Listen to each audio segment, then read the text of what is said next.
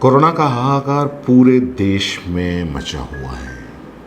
हर तरफ एक नई कहानी, एक नई दर्दनाक दास्तान है। ये जो दास्तान हम आपको सुनाने जा रहे हैं, ये डूंगरपुर की है, वागड़ क्षेत्र की है, जो कि कोरोना की सबसे दर्दनाक दास्तानों में से एक होगी। अभी अभी हाथ की मेहंदी भी नहीं सूखी थी, न वक्त फेरा हुआ था और शादी की खुशियां मातम में बदल गई।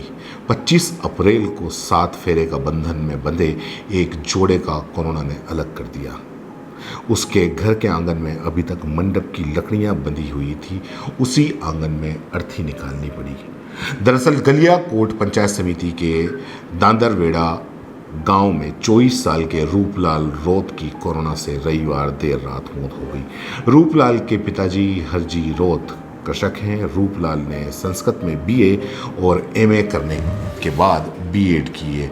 लॉकडाउन के कारण वह हाल में अपने घर दांदरोड़ा गांव में रहकर रीट की तैयारी कर रहा था। इसी दरमियान उसकी शादी रातड़िया की लक्ष्मी से 25 अप्रैल को तय हो गई।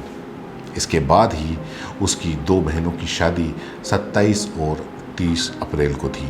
23 अप्रैल को रूपलाल को बुखार आने पर चीतरी में इलाज कराया। 25 अप्रैल को कोई तकलीफ नहीं हुई। 26 अप्रैल को सागवाड़ा में कोरोना की जांच कराई। 28 अप्रैल को उसकी रिपोर्ट पॉजिटिव आने के साथ ही उसे पहली बार थोड़ी घबराहट होने लगी।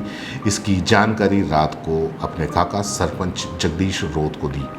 जगदीश ने तुरंत 29 अप्रैल को सागवाड़ा के 2 निजी अस्पताल, एक तो बड़ा अस्पताल माना जाता है झील हॉस्पिटल, वहाँ पर ले गए। जब तक उसको सांस लेने में तकलीफ़ शुरू हो गई थी, लेकिन वहाँ पर भी कोई उसको राहत नहीं मिली, क्योंकि वहाँ पर भी बेड नहीं था। कहने को भले ये बड़े अस्पताल हैं, निजी अस्पताल, लेकिन इनको बेड नहीं, ना ही ऑक्सीजन का सिलेंडर, उनको वहाँ मना कर दिया गया।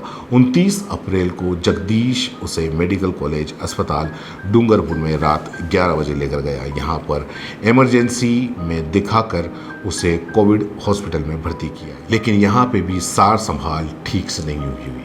इसके परेशान परिजन 30 अप्रैल दोपहर को दवाइयाँ लेकर अपने गांव आ गए, जहाँ पर 2 मई की रात उसकी मौत हो गई। आरोप है कि 2 दिन तक ऑक्सीजन सिलेंडर भी नहीं मिला।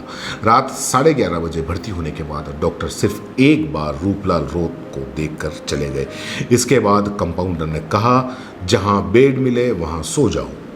इसके बाद 2 इंजेक्शन लगाकर गोली खाने के लिए दी। जगदीश ने बताया कि ऑक्सीजन की कमी है, सिलेंडर नहीं थे। 29 अप्रैल की पूरी रात सिलेंडर का इंतज़ार किया, कोई स्टाफ सिलेंडर लेके नहीं आया।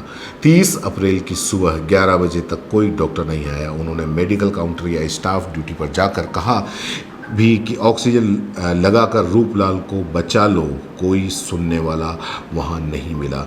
इसी बीच वार्ड में लगातार मौतें हो रही थी। इससे रूपलाल का मनोबल टूटता जा रहा था। पूरे परिवार ने रूपलाल को रोते तड़पते हुए मरते देखा।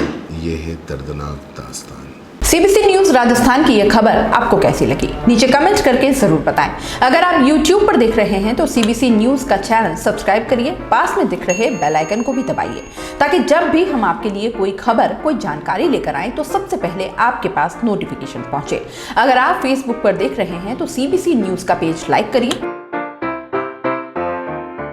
अगर आप इंस्टाग्राम पर देख रहे हैं तो आप हमें फॉलो कर सकते हैं।